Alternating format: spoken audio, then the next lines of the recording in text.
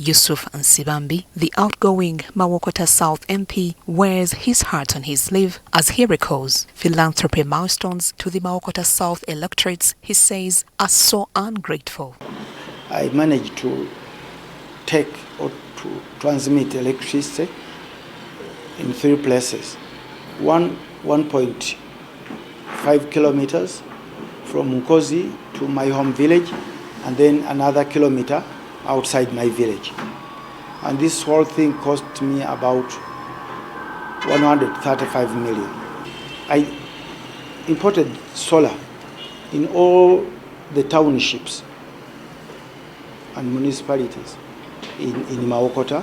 Nsibambi, FDC's founding member, who in 2021 entered the August House with hopes of standing for speakership, has announced never to return to elective politics and cut fees aid to over 100 beneficiaries after a bruising poll defeat. My manifesto had issues of helping the poor to attain better education. Now I'm no longer the MP. I don't know whether the other MP will carry on or will say you don't have to give bursaries of that magnitude and building a school. So I don't want to be seen competing with a different manifesto of the people.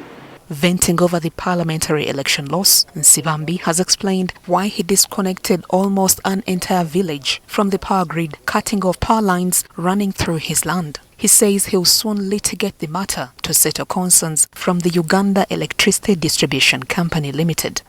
Can you imagine? You are tapping my power and you are saying you have no legacy. So I removed the entire village from my transformer. They sat and said, you know, please, you came here, we are in harmony with this gentleman, don't come. I hear he goes back to police. Then they came, they arrested everybody who was there, my people. They reconnected them, put poles in my land, my private road. It's not a public road. So I think basically that is personal. That one I will take them to court. Asked about his sole legislation mandate in Parliament, Nsibambi boasted of being behind most notable bills and suggested for the House to be divided into 2 chambers to exclude serious legislators from those he said are just seeking public attention. There are very few MPs, even some of you cannot claim to have done what I did. I've been sitting on all these critical committees and other committees where I'm not a member, and I've been writing reports. I don't believe in the 2-hour display of order. Parliament, I believe we should have maybe 2 chambers. With this crowd, it's impossible for you to even legislate. So the bills are poor.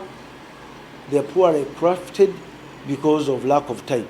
But if you have chambers, the chamber of grave diggers and public relations, that one can do that kind of. Then the chamber of serious people and legislators should be separate from the ordinary mind.